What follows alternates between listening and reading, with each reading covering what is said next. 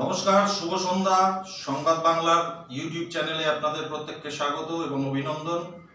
আজকে আমরা নতুন একটি বিষয় নিয়ে আপনাদের সামনে তুলে ধরার চেষ্টা করব। সঙ্গে পেয়েছি আজকে ডাক্তারবাবু হোমিওপ্যাথি চিকিৎসক সন্তোষ কুমার দে মহাশয়কে। আমরা তার সাথে আজকে আলোচনা করব যে বিষয়টি নিয়ে, সেটা হচ্ছে করোনা পরবর্তীকালে কি করণীয়, সেই বিষয়ে আমরা আজকে ডাক্তারবাবুর সঙ্গে কথা বলব। ডাক্তারবাবু, আপনাকে আমাদের স্টুডিওতে অনেক ধন্যবাদ। আপনার কাছে আমাদের আজকের মুখ্য বিষয়, যে বিষয়ে আলোচনা, সেটা হচ্ছে করোনা একটা মানুষের কাছে বিপর্যয় ঘটিয়েছে, সমাজের একটা বড় বিপর্যয়। সেই ক্ষেত্রে আজকে প্রচুর মানুষ করোনায় আক্রান্ত হয়েছেন, অনেক মানুষ মারা গেছেন। এখন করোনার যে পরবর্তী ধাপ, এখনো করোনা মুক্ত হয়তো আমরা সম্পূর্ণভাবে হয়ে উঠতে পারিনি। মালদা জেলায় সংক্রমণের হার অনেক কম হলেও এখনো নির্মূল হয়ে যায়নি। এই ক্ষেত্রে করোনার পরবর্তী সময়ে মানুষ কিভাবে নিজেকে সেফ রাখবে বা বাড়িতে থেকে কিভাবে, কতটা সচেতনতামূলক জায়গায় আসার জন্য কি কি করণীয় আছে মানুষের? করোনা পরবর্তী বলতে এবার একটা খুব মজার বিষয় হয়েছে। ধরুন একটা বাড়িতে 5 জন মানুষ, তার মধ্যে একজনের করোনা সিমটম এলো, সে টেস্ট করলো পজিটিভ। একে একে বাড়ির 5 জনের মধ্যে আরও 3 জনের সেই সিমটম এলো, কিন্তু তাদের টেস্টটা করলো না। করার ঝামেলাও আছে বা কোনো কারণে হয়তো করা হলো না। কিন্তু এদের মধ্যে সবাই যে করোনা থাকবে তেমন নয়, কিন্তু ধরে নিলাম করোনা, আর একজনের হয়তো কিছুই হলো না। এই বাড়িটার কেয়ার একরকম হওয়া উচিত। আর যার বাড়িতে হয়তো দুজনেরই করোনা হয়েছিল, সেরে উঠেছে, তাদের কেয়ার আলাদা করে হওয়া উচিত। কেউ কেউ অ্যাসিমটোমেটিক, এরকম বিভিন্ন রকমের করোনায় অ্যাফেক্টেড যারা মানুষ হচ্ছেন, তাদের করোনা থেকে সেরে উঠবার পরে, কিংবা যারা অ্যাসিমটোমেটিক, কিংবা একই বাড়িতে অনেকের করোনা হয়েছে কিন্তু 2-1 জনের হয়নি, এই কেয়ারগুলো একটু আলাদা করে ভাবা দরকার। তো আগে বলি, যাদের করোনা থেকে সেরে উঠেছে সেখানে একটু লক্ষ্য রাখা হবে। একটা হচ্ছে লং টার্ম কোভিড বলা হচ্ছে অনেক সময়। যেমন ধরুন একজনের সেরে গেছে, সেরে উঠেও যেন ক্লান্তিটা যাচ্ছে না। 1 মাস পরে দেখা যাচ্ছে সেই দুর্বলতার সঙ্গে পজিটিভ, আবার টেস্ট করতে পজিটিভ, কারো 1.5 মাস 2 মাস পরেও পজিটিভ পাওয়া যাচ্ছে। এটা এক ধরনের কেয়ার নেওয়ার বিষয়। আর একটা হচ্ছে সেরে গেছে, কোনো সমস্যা মনে হচ্ছে না, কিন্তু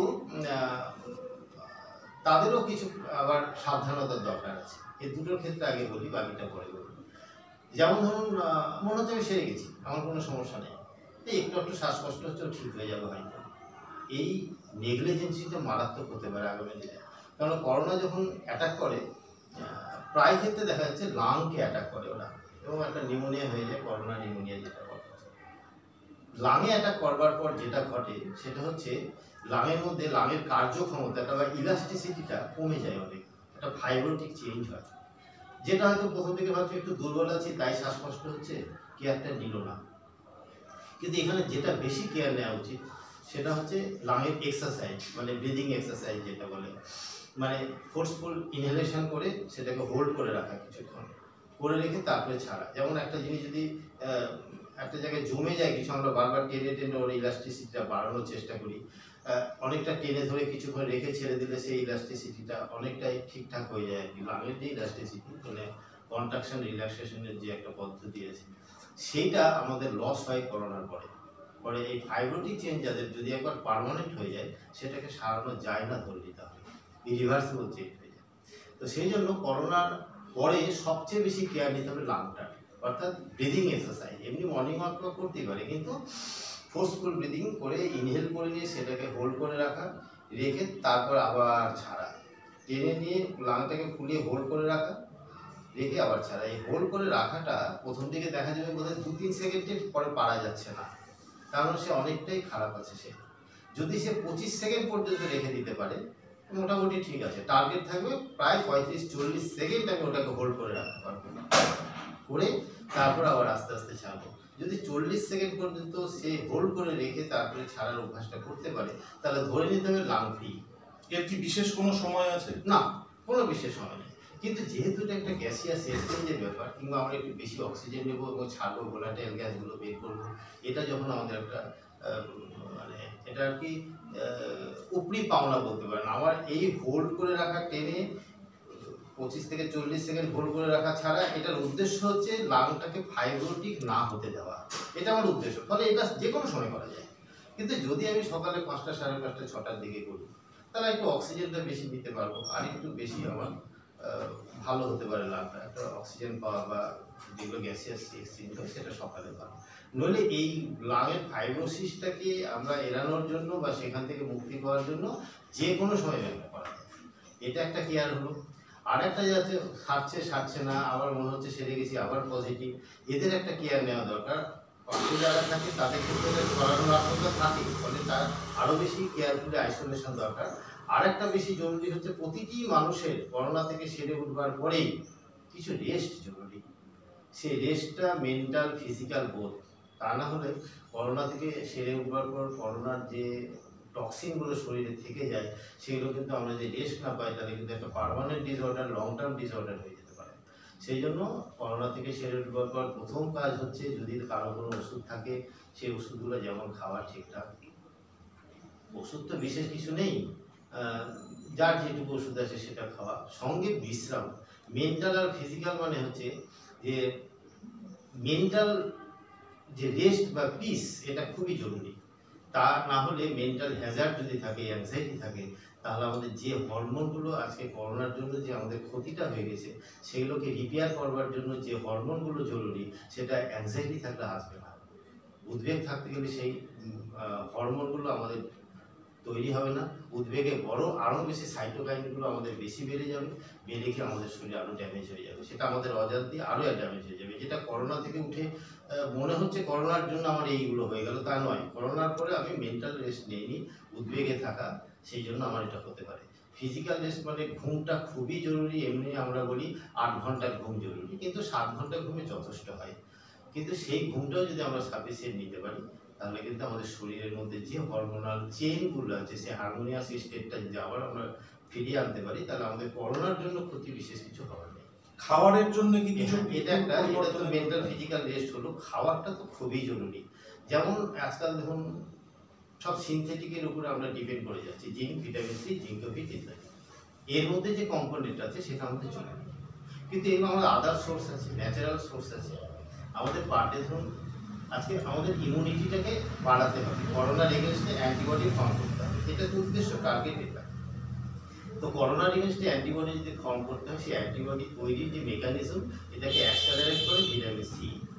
তো সেই সিটা আমাদের ধরুন পার ডে 40 মিলিগ্রাম লাগে অ্যাডাল্টদের, কিন্তু আমরা সেটা ধরুন ম্যাক্সিমাম কোনো কারণে 1000 এমজি পর্যন্ত খেতে পারি কোনো কারণে, যেহেতু ভিটামিন সিটা আমাদের শরীরের মধ্যে থাকে না, এটা ডেলি নিড, ইউরিন দিয়ে বেরিয়ে যায় এক্সেসটা। কিন্তু যখন আমাদের প্রয়োজন হয় তখন 40 মিলিগ্রামের বেশি কোনো সময় প্রয়োজন হতে পারে। সেই জন্য করোনা ক্রাইসিসের মধ্যে আমাদের ভিটামিন সি ট্যাবলেট যেগুলো আমরা সাধারণত পেয়ে থাকি সেটা 500 এমজি, কিন্তু লাগে অ্যাকচুয়ালি 40 এমজি। সেটা যদি আমরা বাড়িতে ফল খেতে পারি, রেগুলার সাইট্রাস ফ্রুটসগুলো আমাদের অভ্যাস করে খেতে পারি, শুধু করোনার জন্য না, এই আমাদের ইমিউন মেকানিজমটাকে অ্যাক্সেলারেট করা বা ফাংশনে রাখা তো সারা জীবনের কথা। এটা আমরা অসুখ হলে ফল খাই, এটা ঠিক নয়। সারা জীবনে যদি এটা করি, কিংবা করোনার পরে অত্যাবশ্যক হয় যে সাইট্রাস ফ্রুটস বেশি খাওয়া, যেগুলোতে রসালো ফল এক কথায়। যেমন ধরুন একটা উদাহরণ থেকে সবাই বুঝে নিতে পারবে যে কমলা যদি বাই ওয়েট 100 ml আমরা খাই কমলার রস, তাহলে আমাদের 39 মিলিগ্রাম পেয়ে যেতে পারি ভিটামিন সি। মৌসুমিতে আরেকটু বেশি, মানে 40 মিলিগ্রাম 100 ml মৌসুমির রসের মধ্যে আমরা পেয়ে যেতে পারি। তাহলে যদি একটা মৌসুমির 100 ml রসের মধ্যেই আমরা ডেইলি নিডটাকে আমরা পেয়ে যেতে পারি, তাহলে আর অন্য কোনো সিনথেটিকের উপরে ডিপেন্ড করার ওই মানে একটা উদ্বেগ যে পাবো কি পাবো না, বাজারে ভিটামিন সি নেই কি হবে, এটা দরকারই হয় না। বা পেয়ারা, আমলকি, বহু কিছু আছে। আমাদের একটা জিনিস বুঝতে হবে, প্রকৃতিতে আমাদের প্রাণী জগৎকে রক্ষা করার জন্য প্রকৃতিতে সব কিছু আছে। আমাদের যখন যা অসুখ হয় প্রকৃতিতে সেগুলো তখনই হয়, এই জন্য বলা হয় সিজনাল ফ্রুটস খাওয়া দরকার, মানে ওই সময় ওইটাই আমাদের মানে অ্যান্টিবডি ফর্মেশনে বেশি হেল্প করে। তো যাই হোক, ফ্রুটস যেমন একটা জরুরি। জিঙ্ক দেখুন, জিঙ্কটা অ্যাজ সাচ করোনার মধ্যে যেগুলো গবেষণায় কিন্তু করোনার এগেনস্টে বেশি অ্যান্টিবডি তৈরি করে স্পেসিফিক এমন কিছু নেই কিন্তু। তাহলে জিঙ্ক কি হয়, প্রথমত আমাদের শরীরের ডেভেলপমেন্টে কাজে লাগে আলাদা, কিন্তু এই যে যেগুলো নেজাল মিউকাস মেমব্রেনগুলো আছে বা ধরুন এই কোল্ড কাফ, এর এগেনস্টে তৈরি হয় অ্যান্টিবডি তৈরিতে হেল্প করে জিঙ্ক। তো যেহেতু একটা কোভিড যেটা আমাদের অনেকটা সাধারণ ফ্লুয়ের মতন সিমটমস নিয়ে আসে, হাত পা ব্যথা, জ্বর এসব নিয়ে। সেই জন্য এর এগেনস্টেও কিছুটা অ্যান্টিবায়োটিক হতে পারে। তার জন্য জিঙ্ক আমাদের যেটুকু দরকার, দেখুন জিঙ্ক তো আমাদের কতটুকু দরকার, 8 মিলিগ্রাম আমাদের পার ডে, ছেলেদের 11 মিলিগ্রাম পার ডে দরকার। কিন্তু আমরা যে জিঙ্কোভিটটা খাচ্ছি তার মধ্যে জিঙ্ক দেখবেন অনেক আছে, প্রায় 40 মিলিগ্রাম আছে, অত জরুরি না। কিন্তু আমরা যদি একটু ফল খাই, ফলের বীজগুলো খাই, মিষ্টি কুমড়ার বীজগুলো খাই, এখন তো অনেক সহজ হয়ে গেছে। আগে তো বাজার থেকে মিষ্টি কুমড়ার বীজ নিয়ে নিয়ে অনেকে খেত, জানতো যারা তারা খেত। এখন তো অনলাইনে সব পাওয়া যায়, মিষ্টি কুমড়ার বীজ অনলাইনে প্যাকেটে পাওয়া যায়। তো এগুলো যদি কেউ 1 চামচ করে খায়, খেতেও সুস্বাদু, আর এর জিঙ্কটাও হয়ে যেতে পারে। আপনি বলতে চাইছেন যে সিজনাল যে ফ্রুটস গুলো সেটা একটা অত্যাবশ্যক একটা পার্ট অবশ্যই। সব সময় আমরা যদি না জেনে সিজনাল ফ্রুটস খাই, তাহলে কিন্তু আমাদের রোগ প্রতিরোধ হবে। আমরা সবসময় ব্যালেন্স ডায়েট করি। তো ব্যালেন্স ডায়েট করতে গেলে কত গ্রাম কি খাবো, কত ক্যালোরি আমাদের দরকার, কি কতটা ওয়ার্ক করে, কার লাইফস্টাইল কেমন, সে এটা বড় কঠিন কাজ এবং সঠিক বোধহয় হয় না, সম্ভব না। সেই জন্য যখন যা প্রকৃতিতে উঠবে তখনই তা পর্যাপ্ত খাবো, এইটুকু যদি কেউ করতে পারে, তাহলে করোনার জন্য আমরা কি খাবো, অমুকের জন্য কি খাবো, কোনো দরকার হয় না। আমাদের ইমিউন মেকানিজমটাকে যদি আমরা হেলদি রাখতে পারি, তাহলে করোনার এগেনস্টও লড়বার ক্ষমতা বেশি একটা লাগবে। আর একটা ভিটামিন ডি এর কথা বলা হয়, ভিটামিন ডিটা আমাদের ওভারঅল অ্যান্টিবডি তৈরি করতে খুব সাহায্য করে। শুধু করোনার এগেনস্টে বলে নয়, আজকে যেগুলো ভিটামিন সি, জিঙ্কোভিট আর ভিটামিন ডি এটা সর্বত্র দেওয়া হচ্ছে বা এটার উপরে গুরুত্ব দেওয়া হচ্ছে, এটা তা নয়, এটা আমাদের সারা জীবনেরই ইমিউন মেকানিজমটাকে অনেক হেলদি বা স্ট্রং রাখার জন্য এই ভিটামিনগুলো ডেইলি দিই। এটা সবসময় খাওয়ার দরকার, কিন্তু সিনথেটিক জরুরি নয়। আমরা যদি শরীরে একটু রোদ লাগাতে পারি নিয়ম করে, তাহলে ভিটামিন ডি তো আমাদের, ডি3টা তো আমাদের শরীরেই তৈরি হয়, সবাই জানে এগুলো, কিন্তু সেইভাবে করে না বলে আজকে। আমি আরেকটা প্রশ্ন আপনার কাছে যাব, সেটা হচ্ছে ধূমপান স্বাস্থ্যের পক্ষে ক্ষতিকর, এটা আমরা প্রত্যেকে জানি এবং এর জন্য যথেষ্ট প্রচার হয়। তো সেই জায়গায় দাঁড়িয়ে করোনা আক্রান্ত, যেটা আপনি একটু আগে বললেন, করোনা হলে পরে যে লাঙে যে অ্যাটাকটা হয়, যে ক্ষতি হয়, লাংসের যে ক্ষতি হয়, সেই ক্ষেত্রে ধূমপান অবশ্যই ক্ষতিকারক। এবার সেটা কি করোনা পরবর্তীকালে ক্ষতির আশঙ্কাটা আরো একটু বেশি থাকে? অবশ্যই হয়। কারণ হচ্ছে আমাদের এই ধূমপান মানে ধোঁয়ার মধ্যে যে নিকোটিনগুলো থাকে বা আদার্স যে কেমিক্যালগুলো থাকে, সেই টক্সিক কেমিক্যালগুলো কি আমাদের লাঙে সব ডিপোজিশন হয়। লাঙের মধ্যে যে অ্যালভিওলাইগুলো আছে, ছোট ছোট ছোট থলিগুলো আছে, যার মধ্যে দিয়ে বাতাসগুলো এক্সচেঞ্জ হয়, সেগুলো যখন জ্যাম হয়ে যায়, মানে সিওপিডি বলে একটা কথা আছে জানবেন, মানে ক্রনিক অবস্ট্রাকটিভ পালমোনারি ডিজিজ। তো এইগুলো কি হয়, ধূমপানটা এর একটা বড় কারণ। লাংটাকে একবার অস্বচ্ছ করে দেওয়া, লাঙের মধ্যে সার্কুলেশনটাকে নষ্ট করে দেওয়া। আর সেখানে যদি কোভিড থেকে যদি লাঙে কোনো এফেক্ট হয়ে থাকে বা নিউমোনিয়া হয়ে গিয়ে থাকে বা ফাইব্রোসিস হয়, তাহলে তো এটা তো গোদের পরে বিষ করা বলতে যা বোঝায় তা হবে, একেবারে উচিত না। বরং তার উল্টোটা জরুরি, যেহেতু আমাদের এক্সারসাইজ রেগুলার জরুরি। এক্সারসাইজ মানেই লোহা লক্ষ্যণে ব্যায়াম করতে হবে, সেটা আর এক উদ্দেশ্যে করা হয়, মাসল তৈরি করার জন্য। কিন্তু আমাদের সুস্থ থাকার জন্য যখন আমাদের সূর্যটা উদয় হচ্ছে, মানে আকাশটা লাল হয়ে গেছে, সূর্যটা সবে দেখা যাচ্ছে, এই সময় যতটা বাতাস ফ্রেশ থাকে, যত বেশি ওজনগুলো ভেঙে আমাদের অক্সিজেনগুলো বেশি তৈরি হয়। এই সময়টা যদি কেউ এক্সারসাইজ করতে হবে, ফ্রি হ্যান্ড এক্সারসাইজ রেগুলার। আজকে করোনার জন্য আমরা একটু অতি সচেতন হতে গেছি, কিন্তু করোনার জন্য দেখুন যা যা বলা হচ্ছে, হাত পা ধুয়ে বাড়িতে ঢোকা, হাতে সাবান দিয়ে খাওয়া, বা কথা বলতে হলে মুখটা একটু এই করে নেওয়া, যাতে থুতুটা, এগুলো তো আমাদের চিরাচরিত কথা। ভারতীয় শাস্ত্রে তো এটা চিরাচরিত কথা, আমরা এগুলো ভুলে গেছি কিংবা মানতাম না। এখন যেগুলো মানতে বলা হচ্ছে, বিজ্ঞানীরা যা বলছেন, দেখবেন ভারতীয় সংস্কৃতি। তো ফলে এগুলো যা ছিল সংস্কৃতি, সুস্থ থাকার জন্য, হাইজিন মেনটেন করার জন্য, সেগুলো মানলেই করোনা থেকে বাঁচা সম্ভব, পাওয়া সম্ভব।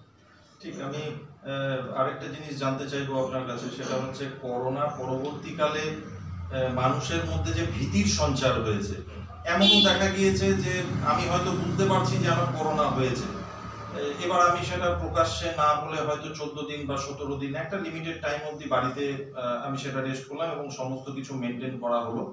কিন্তু পরবর্তীতে আমি যখন সুস্থ বোধ করছি, তখন আর কিন্তু টেস্ট করছি না, এমনও প্রবণতা মানুষের মধ্যে দেখা গিয়েছে যে পরবর্তীতে আর টেস্ট হয়নি, কিন্তু নিজে হয়তো বুঝতে পেরেছে যে না, আমার এখন আমি সুস্থ আছি। তো এই ক্ষেত্রে টেস্টের কি প্রয়োজনীয়তা কতটা? টেস্টের প্রয়োজনীয়তাটা যদি বলা যায় আছে, বা করলে আমরা জানতে পারি আর করোনার পজিটিভ বা নেগেটিভ আছে।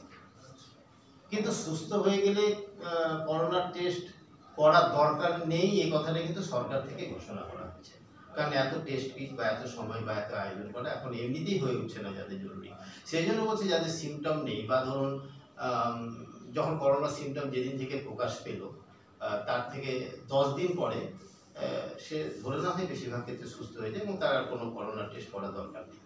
এই কথাটা কিন্তু সরকার থেকে ঘোষিত।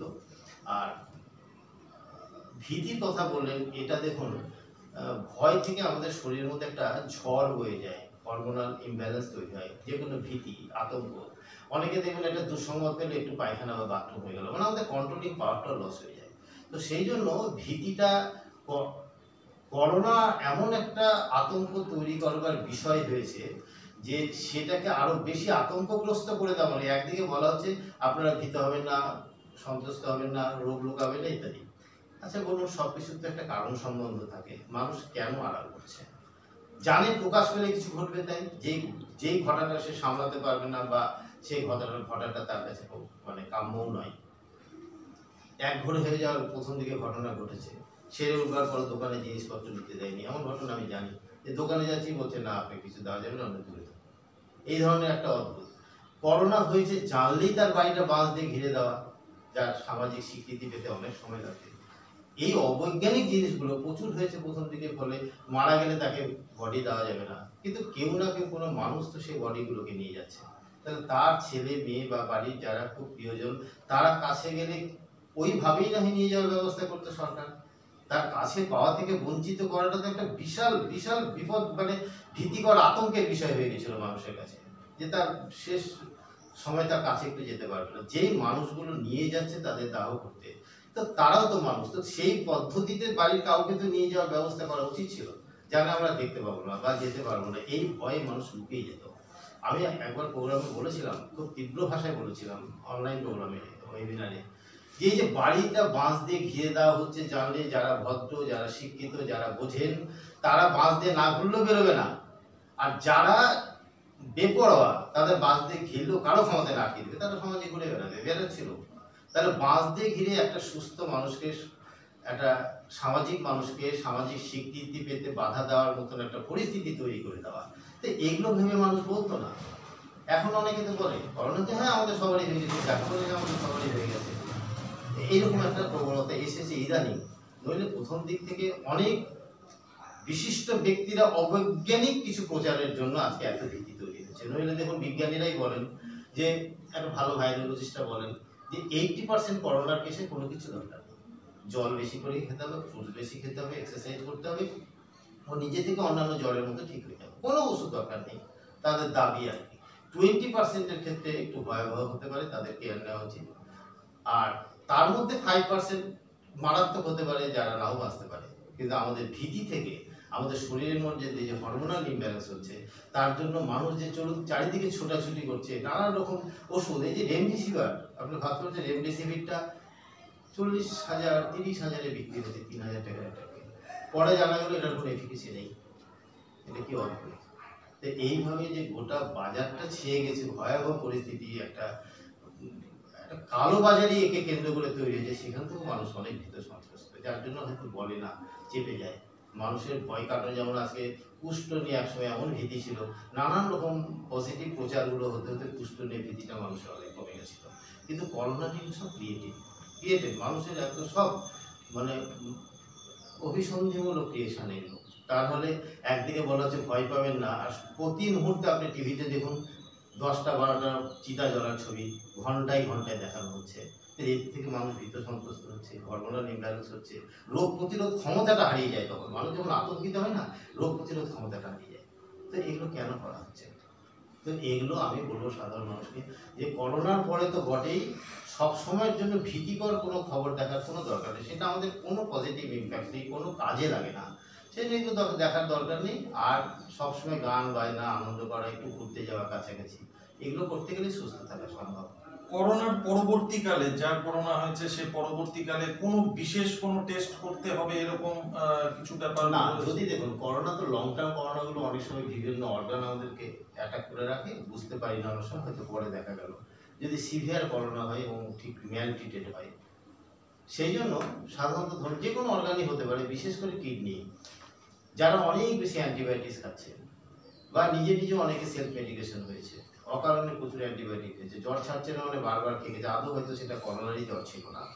এরকম নানা রকম মেডিসিনাল হ্যাজার্ড থেকে দেখা যাচ্ছে যে তাদের কিডনির উপর অনেক এফেক্ট হচ্ছে, ইউরিনটা কমে যাচ্ছে বা একটা বার্নিং সেন্সেশন বা হেমাচুরিয়া মানে ইউরিন যে ব্লাড আসছে কখনো কখনো, এগুলো যদি সারা বছরই সারা জীবনেই অনেকের হয়, কিন্তু করোনার থেকে সেরে উঠবার পরে যদি কারো দেখা যায় যে না ইউরিনটা একটু ব্লাডের মধ্যে আসছে, একটু যন্ত্রণা হচ্ছে, তো তার জন্য সে কিডনির কিছু সাধারণ ইউরিয়া, ক্রিয়েটিনিন, সোডিয়াম, পটাশিয়াম ইত্যাদি টেস্টগুলো করে দেখে নেওয়া যেতে পারে যে কিডনিটা ঠিকঠাক আছে কিনা। বা লাংয়ের জন্য হতে পারে টেস্ট, যদি যখন যে অর্গানের সমস্যা আসবে, করোনার পরে করোনা থেকে হয়েছে এমন আতঙ্কের কোনো কারণ নেই।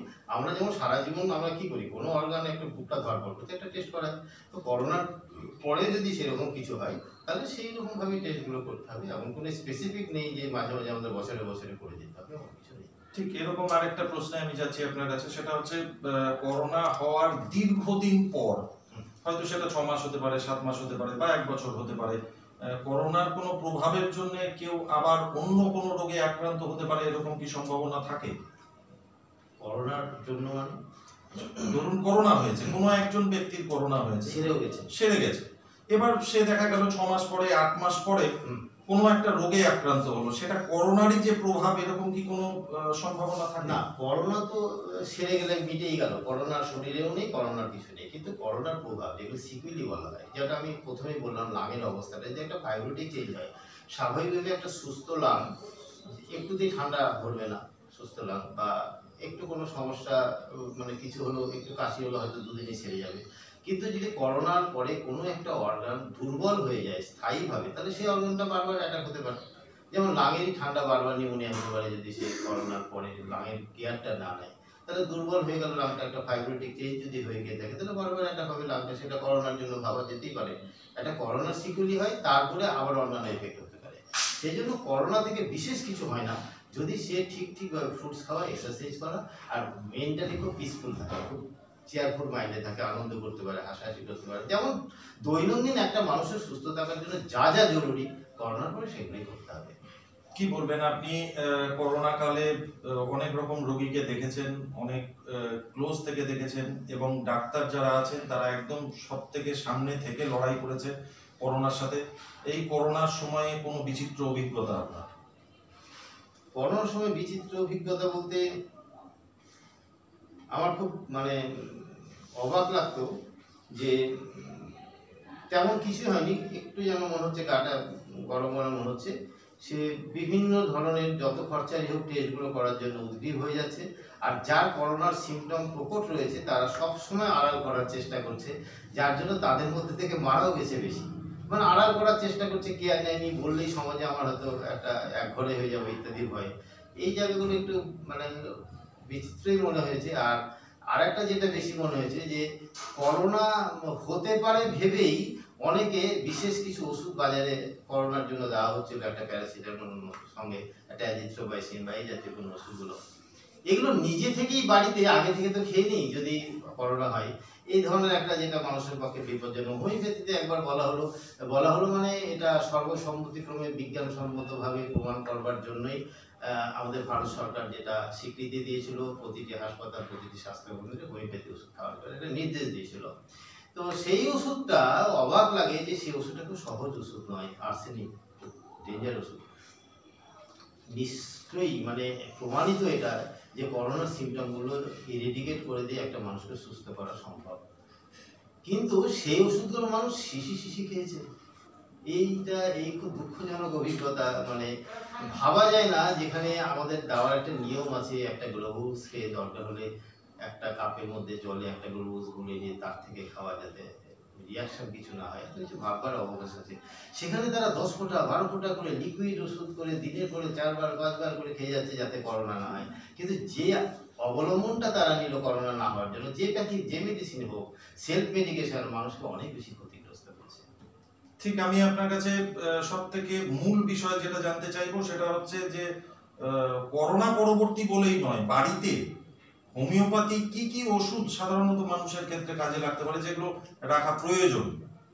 যদি করোনার কথা ভেবে বলবো না, এই জন্যই যে করোনা এমন একটা অ্যাকুট ডিসঅর্ডার যে যদি একটু দেরি হয় ভালো হয়ে যেতে পারে যেমন, তেমন সেটা কিন্তু মারাত্মক জায়গায় পৌঁছাতে পারে। সেই জন্য করোনা হয়েছে এমনটা যদি কেউ বুঝতে পারে, সেই বোঝাটাই তার কাছে সবচেয়ে বড় কথা, সেটা ডাক্তারকে ইনফর্ম করা। কারণ তার সঙ্গে যে আমাদের ম্যানেজমেন্ট পার্টটা, অক্সিজেন লাগতে পারে, স্যালাইন লাগতে পারে, বা আরও অনেক কিছু লাগতে পারে, সেই জিনিসগুলো কিন্তু বাড়িতে সবার দ্বারা সম্ভব না। কিন্তু বলবো ওষুধ রাখার কথা। যারা ধরুন একটা রাত্রে আপনার জ্বর এসেছে, আপনি মনে হচ্ছে যেন করোনারই কিছু বাসায় আশেপাশে হয়েছিল, তো একজন ডাক্তারকে রাত্রে একটাই ফোন করলেন। তিনি যতই শুভানুধ্যায়ী হোক, আপনি হয়তো ওষুধটা বলে দিতে পারবে, কিন্তু দোকান তো পাবেন না খোলা। সেই জন্য এই অর্থে যদি বলি যে বাড়িতে আপনি কিছু ওষুধ, যেমন আমি অনেক করোনা পজিটিভ ব্রায়োনিয়া দিয়েও সেরেছে, শুধু আর্সেনিক বলা হয়েছিল, কিন্তু আর্সেনিক বলা হচ্ছে সিমটম যার থাকবে তাদেরই সারা সম্ভব। তো আমার ব্রায়োনিয়াতে সেরেছে, পাইরোজেন দিয়ে সেরেছে, তারপরে আর্সেনিকও দিয়েছি, সব ওষুধই কিন্তু অনেক ক্ষেত্রে এসেছে। সেই জন্য করোনা শুধু বলে না, আমাদের যেহেতু এটা পলিক্রেস্ট মেডিসিন, হোমিওপ্যাথি পলিক্রেস্টটা অনেক রকম রোগ সারাতে পারে একটা ওষুধ। সেই জন্য সিজনাল কিছু ওষুধ যদি রেখে দেয়, এবং করোনার শুরুতেও সেই ওষুধগুলো যথেষ্ট কার্যকরী সম্ভব। যেমন ধরো এখন যদি কেউ ঘরের মধ্যে ধরুন আর্সেনিক রাখতেই পারে, আর ধরুন একটু ডালকামার রাখলো, ইউপ্যাটোরিয়াম পারফোলিয়েটাম বলে একটা ওষুধ আছে, সেটা রাখতে পারে। ব্রায়োনিয়া এখন সিজনটা ব্রায়োনিয়ার আছে বলে, কিন্তু এরপরে অ্যাকোনাইট রাখতে পারে। তারপর সবচেয়ে যেটা বেশি কার্যকরী হয় করোনার ক্ষেত্রেও, আমরা অজান্তে দিলে খুব কার্যকরী হয়, সেটা হচ্ছে ইনফ্লুয়েঞ্জিনাম বলে একটা ওষুধ আছে, যেটা নোজল গ্রুপের ড্রাগ আমাদের। তো ইনফ্লুয়েঞ্জিনামটা যদি রাখা যায়, দেখবেন করোনার সিমটমগুলো অনেক সময় ইনফ্লুয়েঞ্জার মতো হয়ে আসে, একটা ভাইরাল যেহেতু ডিজিজ। সেই জন্য সেই সময় আমাদের কি থেকে রোগটা হয়েছে সেটা হোমিওপ্যাথিতে সেটা বিবেচ্য নয়, তত সিমটোম্যাটোলজিটা।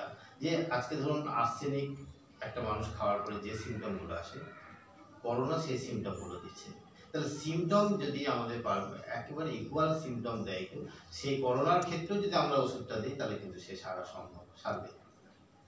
তার পজিটিভ ফ্যাক্টরটাকে গুরুত্ব দেবো বটে, এই জন্য গুরুত্ব দেবো যে করোনা হতে গেলে রুগীটা কি কি আস্তে আস্তে আস্তে ডিটোরিয়েশনগুলো আসতে পারে, তার ক্লিনিক্যাল সাইন সিমটমগুলো আমাদের জানতে হবে। নাহলে কালকে একটা বলে আমার খুব তীব্র মাথা ব্যথা হচ্ছে, এটা যে করোনার একটা ভয়ঙ্কর পরিস্থিতি, ব্রেনের মধ্যে ড্যামেজ হয়ে যেতে পারে, এটা আমাদের করোনার এই জন্যই জানতে হবে করোনার লক্ষণগুলো, সিমটোম্যাটোলজি। কিন্তু যদি সেগুলো সবটাই আর্সেনিকের সঙ্গে মিলে যায়, তাহলে আমরা আর্সেনিক দিলে সে সারবে, একটা ডায়রিয়াতেও আর্সেনিক দিলে সেরে যায়। যদি সেটা আর্সেনিকেরই হয়, সেটা ডাক্তাররা খুব ভালো করে করতে পারবেন। কিন্তু ওষুধ বলবো আর্সেনিক, তারপরে ইনফ্লুয়েঞ্জিনাম, ইউপ্যাটোরিয়াম পারফোলিয়েটাম, ব্রায়োনিয়া, অ্যাকোনাইট, এই ওষুধগুলো ঘরে রাখলে রাত বিরাতে কোনো ডাক্তারের সঙ্গে কথা বলে হয়তো বলে দিলে কাজে লাগবে। করোনার তৃতীয় ঢেউ আসতে চলেছে, এটা আমরা প্রায় দিনই প্রচারে পাচ্ছি। করোনার তৃতীয় ঢেউ আসতে চলেছে, যেখানে বাচ্চাদের উপর একটা প্রভাব পড়ার ব্যাপার রয়েছে, যেটা শোনা যাচ্ছে।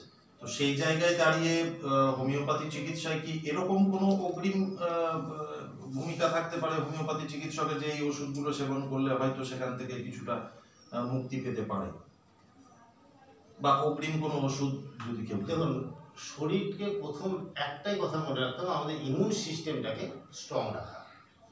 এই ইমিউন সিস্টেমকে স্ট্রং রাখতে হলে আমাদের সবচেয়ে বড় হচ্ছে খাদ্যাভ্যাস আর এক্সারসাইজ, এই দুটো জিনিস। খাদ্যাভ্যাসের মধ্যে যা আমাদের কনস্ট্রাকটিভ একটা রোলস আছে, সেই খাদ্যগুলো যেমন খাওয়া, যেমন যেগুলো ডিস্ট্রাকটিভ রোল আছে, স্মোক করা বা আর এরকম আরও কিছু, সেগুলোকে বর্জন করা। এটাতে আমরা সেফ হয়ে গেলাম, আমাদের ইমিউন সিস্টেমটা অনেক সেফ হয়ে গেল। এরপরে আছে মেডিসিনাল। মেডিসিন কিছু আছে ইমিউনোজেনেটিক, যেগুলো বলে হোমিওপ্যাথি সবসময় ইমিউনোজেনেটিক, ইমিউনিটিকে রেজ করে। কিন্তু যে কোনো পাওয়ারের ওষুধ, যেগুলো ধরুন 200, 30 বলে আমরা যে ওষুধগুলো দিই, 6 ইত্যাদি, সেগুলো কিন্তু ইমিউনিটি বাড়ায় যখন প্রপারলি একটা সিমটোম্যাটোলজিক্যালি এটা প্রয়োগ করা হয়, তখন ঠিক আছে, ইমিউনিটি বাড়ে, রোগটা সেরে যায়। কিন্তু অন্যান্য সময় যেমন খাদ্য আমাদের ইমিউনিটি বাড়ায়, ঠিক তেমনই হোমিওপ্যাথি কিছু মাদার টিংচার আছে, রুট মেডিসিন যেগুলো বলা হয়, সেই মাদার টিংচারগুলো কিন্তু আমাদের ইমিউনোজেনেসিস হিসাবে ব্যবহার করতে পারি। যেমন এই সিজনে মোটামুটি ডিসেম্বর পর্যন্ত কেউ যদি সেফাল্যান্ড্রা বলে একটা মেডিসিন আছে, শেফালি পাতার রস থেকে তৈরি হয়, বা অনেকে জানেন যে শিউলি পাতার রস বা এই ধরনের অনেক পাতার রস, এই সবাই খায় এই সিজনে যেগুলো হয়। আমাদের এমন কিছু হোমিওপ্যাথি ওষুধ আছে, বিশেষ করে আমি যেগুলো ব্যবহার করি এই সময় থেকে একবারে মোটামুটি ডিসেম্বর পর্যন্ত, আমি সেফাল্যান্ড্রা ইন্ডিকা প্রায়শই বাচ্চাদের দিয়ে থাকি, হয়তো 1 মাস খাইয়ে নিলাম। এটা আমাদের শরীরের মধ্যে ইমিউনিটি অনেক বেশি তৈরি করে। তারপরে এখন সারা বছরই কিন্তু এই সময়টা অসীমম বলে একটা ওষুধ আছে, অসীমম স্যাংটাম, সেটা অ্যাকচুয়ালি তুলসী পাতার রস। এবার দেখুন আরো একটু মজার ব্যাপার আছে, আমাদের এমন কিছু মেডিসিন দেখুন, রেমডেসিভিরটাই ধরুন আজকে হলো কালকে ব্যান্ড হয়ে গেল, হাজার হাজার টাকা বিক্রি হয়ে গেল, মানুষের আতঙ্ক তৈরি হলো বাজারে পাবো কিনা, পাবো না, মরে যাবো না পেটে, এরকম একটা পরিস্থিতি তৈরি করে দেওয়া হলো। তা আমরা একটা পরীক্ষিত নয় ঠিকঠাক, কিন্তু যে 12 রকম তুলসীর কথা বলা হয় আয়ুর্বেদে, তার মধ্যে এক একটা তুলসীর আপনি বিশ্লেষণগুলোতে পড়েন, সেই তুলসী তো আমাদের বিশ্বাসঘাতকতা করবে না, আমরা কোনো গাছ করবে না। তুলসী পাতা বিশেষ করে বিভিন্ন রকম তুলসী যেগুলো বাড়িতেই থাকে, দেখবেন 2-3 রকম তুলসী অনেকের, এগুলো কি হয় অ্যান্টিভাইরাল, অ্যান্টিব্যাকটেরিয়াল এবং আমাদের টেনশন ফ্রি করতে সাহায্য করে। তাহলে করোনার ক্ষেত্রে তো আজকে এটাই জরুরি, যেটা যেটা প্রকৃতিতে রয়েছে, আয়ুর্বেদ আমাদের ভারতীয় শাস্ত্রে বলা আছে, সেটাকে একটু টুক করে নিলেই হয়, যে আদৌ সেই কার্যকারিতাটা আছে কিনা, তাতে সহজ হয়, কিন্তু সেটা করা হয় না। সেই জন্য আমাদের হোমিওপ্যাথি যেটা পাওয়া যায়, তুলসী মাদার বলে একটা পাওয়া যায়, সেটা যদি রোজ মানুষের ধরুন বড়রা 15-20 ফোঁটা করে সকালে একবার করে খেলো, মাসখানেক খেলো, আবার কিছুদিন বন্ধ রাখলো, আবার খেলো, বাচ্চারাও 10-12 ফোঁটা করে খেলো, এইভাবে যদি খেতে থাকে না, অবশ্যই ভালো থাকতে পারে। অবশ্যই অনেক ধন্যবাদ ডক্টর দেকে, আজকে আমরা সঙ্গে পেয়েছিলাম, ওনার মূল্যবান বক্তব্য আপনারা শুনলেন এবং করোনার পরবর্তীকালে কি কি করণীয় শেষ মূল্যবান বক্তব্যগুলো আমরা আপনাদের সামনে তুলে ধরলাম। তার মধ্যে দিয়ে আপনাদের কিছু প্রশ্ন ছিল, সেই প্রশ্নের উত্তরও আপনারা পেয়েছেন। আগামীকাল আমরা আবার ঠিক এই সময় আপনাদের সামনে উপস্থিত থাকবো অন্য কোনো বিষয় নিয়ে। আজকের মতো অনুষ্ঠান এখানেই শেষ করছি।